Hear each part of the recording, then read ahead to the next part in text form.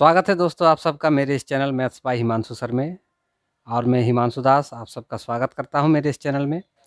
दोस्तों हम लोग सीख रहे हैं अभी कुछ दिनों से परसेंटेज से जुड़े हुए कुछ ट्रिक, जिसके माध्यम से हम अपने गणित को जो है कम से कम समय में हल कर पाएंगे और इसका उपयोग हम अपनी प्रतियोगिता परीक्षा में करके अपने परीक्षा का समय बचाएंगे, जिससे क्या होगा कि आपको जो है परीक्षा में और अधिक प्रश्नों को हल करने का मौका मिलेगा। तो दोस्तों आप लोग मेरे साथ बने रहें और देखते रहें मैं किस प्रकार जो है इन गणितों का हल करता हूं, और उस ट्रिक को आप समझने का कोशिश कीजिए, ठीक है। और जो मेरे इस चैनल में नए जुड़े हैं उनसे मैं आग्रह करता हूं मेरे इस चैनल को सब्सक्राइब कर लें और साथ में बेल आइकन को भी दबा दें, ताकि आपको आने वाली वीडियो का नोटिफिकेशन मिलता रहे। और यदि मेरे द्वारा बताए गए ट्रिक आप लोगों को अच्छे लगते हैं तो ज़्यादा से ज़्यादा लाइक कीजिए, कमेंट कीजिए और शेयर कीजिए। धन्यवाद। चलिए स्टार्ट करते हैं प्रतिशतता के और कुछ टाइप के गणित लेके, और उसको अच्छा से समझने का प्रयास करते हैं कि किस प्रकार से किया जाता है, ठीक है। चलिए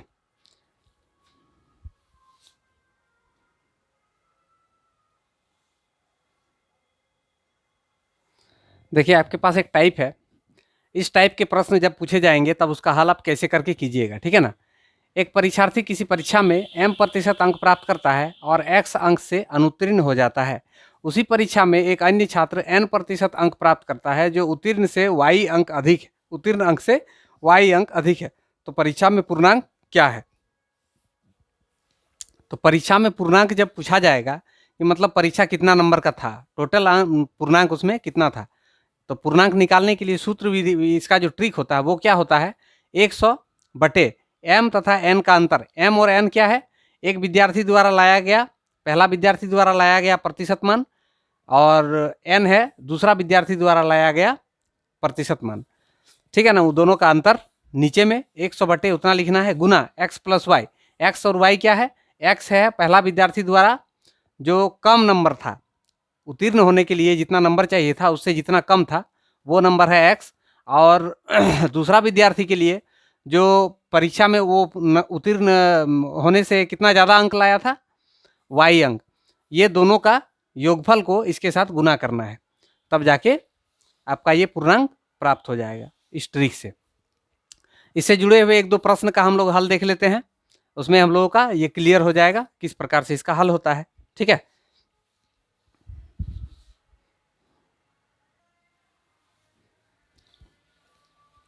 देखिए एक प्रश्न है, किसी परीक्षा में एक छात्र 28% अंक प्राप्त करता है तथा 14 अंक से अनुत्तीर्ण हो जाता है। उसी परीक्षा में एक अन्य छात्र 32% अंक प्राप्त करता है जो उत्तीर्ण अंक से 18 अधिक है। तो परीक्षा में पूर्णांक क्या है? इस प्रश्न को हल करने के लिए आप क्या कीजिए, आप ऐसे लिखिए, पूर्णांक बराबर 100 लिखिए। नीचे में ये जो प्रतिशत मान है, ये दोनों का अंतर 32 और 28 दोनों को घटाना है। यहाँ पे लिखिए आपको 32 माइनस 28 गुना, यहाँ पे क्या लिखिएगा, ये जो दो अंक है 14 और 18 ये दोनों का योगफल, मतलब यहाँ पे लिखना है 14 प्लस 18, ठीक है। अब इसको हल कर देने से ही इसका उत्तर प्राप्त हो जाएगा। 100 ये दोनों घट जाएगा, 4 ये दोनों जुड़ जाएगा, 8 4 12, 2 और 1 3, 32, 4 से इसको काट देते हैं तो 8, 8 के साथ 100 का गुना हो जाएगा, 800। इतना अंक था परीक्षा में, टोटल अंक कितना था, 800। इस प्रकार से आप इस तरह के प्रश्नों को हल कर सकते हैं, ठीक है, यदि पूर्णांक पूछे तो, ठीक है। अगर पूछ दे कि उसमें परीक्षा में उत्तीर्ण होने के लिए कितना नंबर चाहिए था, यानी कि उत्तीर्ण अंक कितना चाहिए, तो उसको आप कैसे ज्ञात कीजिएगा। इसी प्रश्न में यदि हम निकालते हैं उत्तीर्ण अंक,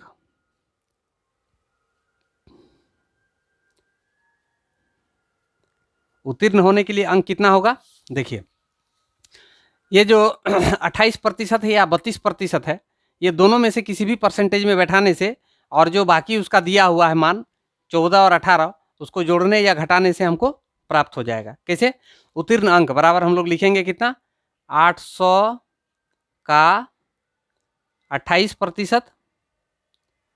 पहला जो विद्यार्थी है 14 नंबर कम लाया था, 14 नंबर और अधिक लाता तो पास हो जाता, यानी कि इसमें हम 14 नंबर और जोड़ देंगे, तो 14 इसमें जोड़ देंगे, ये हो जाएगा आपका इसका आंसर उत्तीर्ण अंक के लिए। तो 800 का 28% कितना हो जाएगा? 8 गुना 28 जोड़ 14, 8 8 64, 8 दूनी 16, 16 और 64 का 4, 8 8 64, 8 दूनी 16, 16 और 6 22, 244 जोड़ 14, 4 4 8 3, 238। इतना नंबर पास होने के लिए चाहिए, 238 नंबर, और इसका पूर्णांक कितना है? 800 नंबर का। ठीक है, तो इस प्रकार से जो है आप इसको हल कर सकते हैं। चलिए आगे देखते हैं।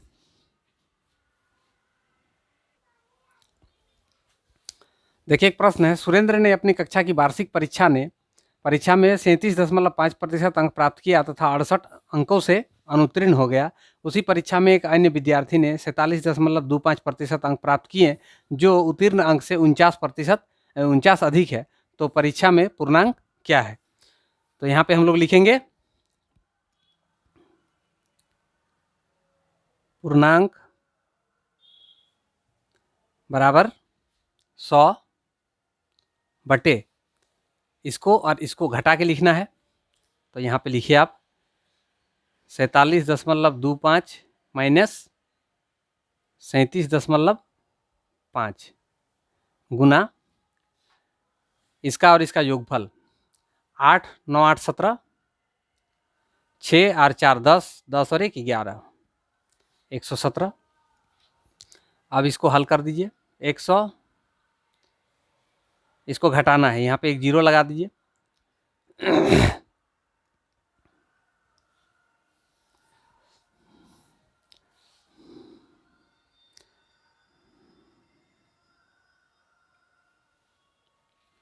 दस 25, यहाँ पे हो गया 117।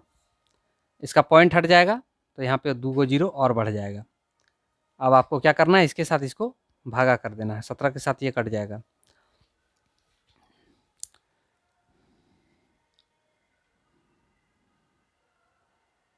खैर छोड़िए, पहले 5 से काटते हैं, 25 से काटते हैं। 25 4 100, 2 जीरो रह गया। 25 4 100, 2 बच गया। 5 25, 25 एकम 25, 41।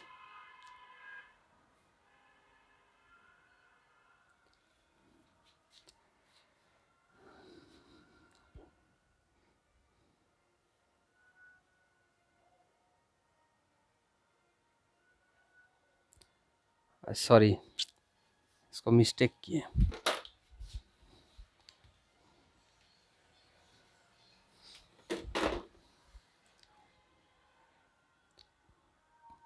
एक 100, यहाँ पे ये घट के हो जाएगा 9.75, 117। इसका पॉइंट हटाएंगे तो ऊपर में 2 जीरो लग जाएगा, इसके साथ ये कट जाएगा।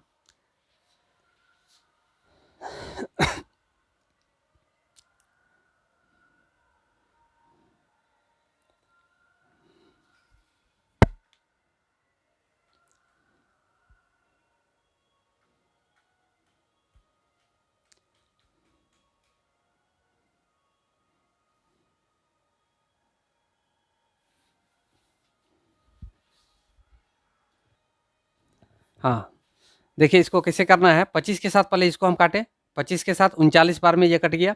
25 4 100, 2 जीरो लगा दिए यहाँ पे 400। अब देखिए ये 39 के साथ 117, 39 तिया 117 होता है, 3 यहाँ हुआ और यहाँ पे 400, तो 4 और 3 को गुना करेंगे तो 1200। ये हो जाएगा आपका आंसर, इसमें परीक्षा में पूर्णांक। अब यदि इसमें पूछ दे कि परीक्षा में उत्तीर्ण अंक कितना है, तो उत्तीर्ण अंक आप कैसे लिखिएगा?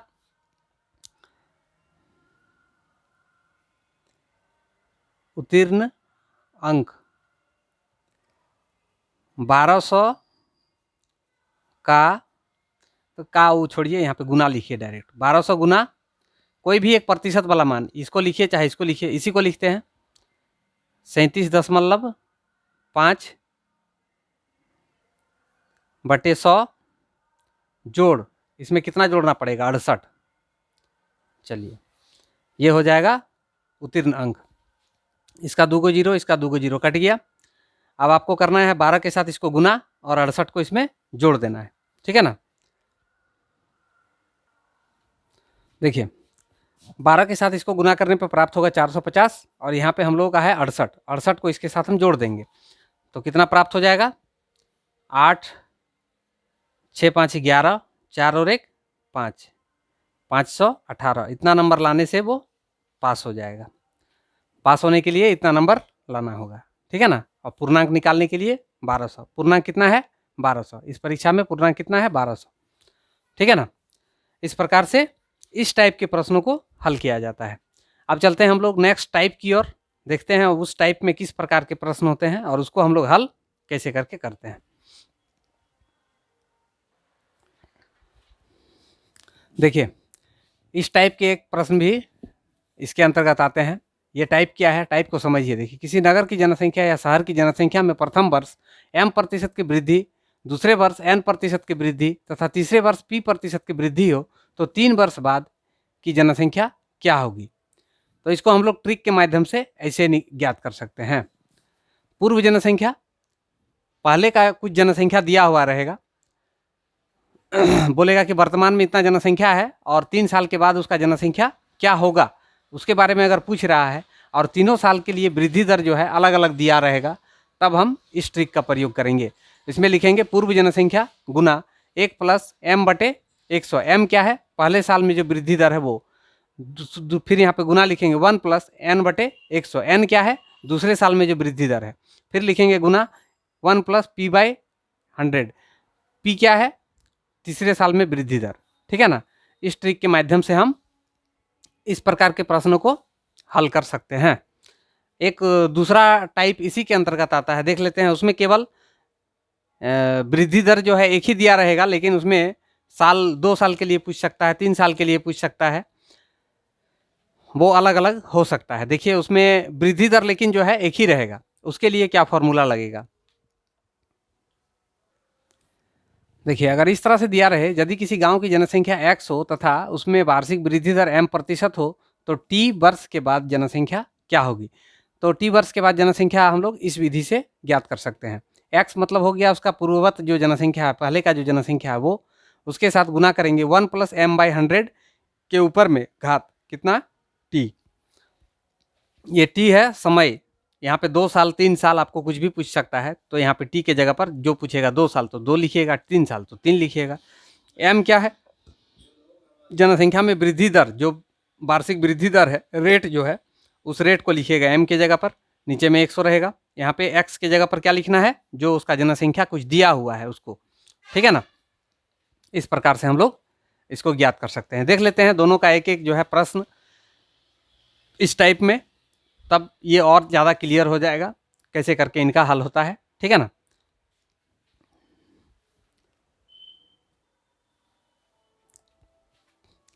देखिए एक प्रश्न है, एक नगर की जनसंख्या 50,000 है तथा इसमें 3 लगातार वर्ष में क्रमशः 5%, 10% तथा 20% की वृद्धि हुई। 3 वर्ष के बाद इसकी जनसंख्या क्या होगी। तो इसको आप कैसे बनाइएगा, लिखिए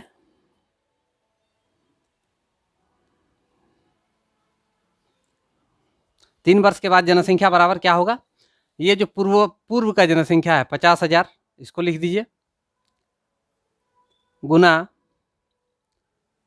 1 + पहला प्रतिशत 5/100 गुना 1 + 10/100 गुना 1 + 20/100। इसको हम ऐसे लिख सकते हैं। ये हो जाएगा पूरा कैलकुलेट करने पर 105/100, ये हो जाएगा 110/100, ये हो जाएगा 120/100। चलिए आप 1 2 1 2 1 2 1 2 कट गया। अब यहाँ से एक, यहाँ से एक, यहाँ से एक, यहाँ से एक कट गया। अब नीचे में हम लोग का कोई भी संख्या नहीं बचा है। अब जो बचा है वो है 5, 105, 11 और 12। इसको आपको गुना करना है। 12 पंचे 60, 105 गुना 11, 11 चौक 660, 660 गुना 105। अब ये दोनों को गुना कर देना है।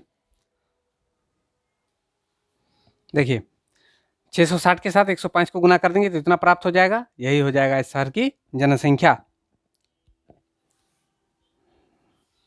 60 और 9 69,300, 69,300। इस प्रकार से आप इस टाइप के प्रश्नों को हल कर सकते हैं। चलिए और एक टाइप है, उसको देख लेते हैं।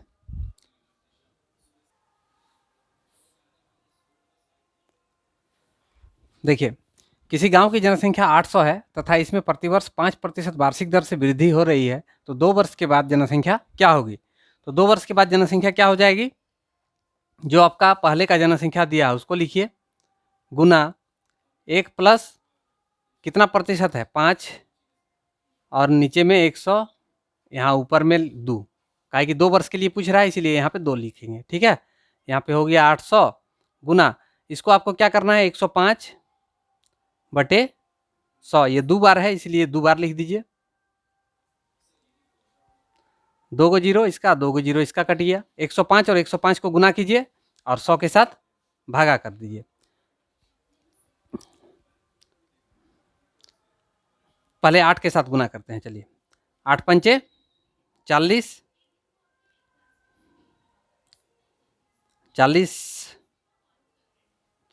8 पंचे 40, 40 का शून्य 4, 8 एकम 8,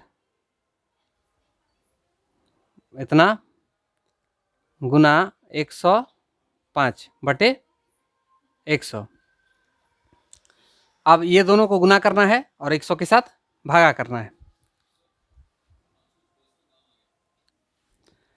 अब इसको हम गुना करेंगे तो क्या प्राप्त होगा हम लोगों को? 8, 8, 2, 0, 0 और नीचे में है 100, 2 को 0 इसका, 2 को 0 इसका कट गया तो बचा क्या? 882।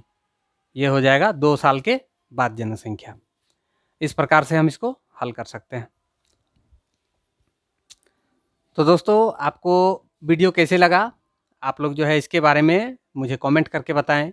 अच्छा लगा हो तो ज़्यादा से ज़्यादा लाइक करें और शेयर करें, और जो मेरे साथ नए जुड़े हैं उनसे मैं निवेदन करता हूं मेरे इस चैनल को सब्सक्राइब कर लें और साथ में बेल आइकन को भी दबा दें ताकि आपको आने वाले वीडियो का भी नोटिफिकेशन मिलता रहे। ठीक है, आप लोग देखते रहें और सीखते रहें। इसी के साथ आज के लिए इतना ही। धन्यवाद।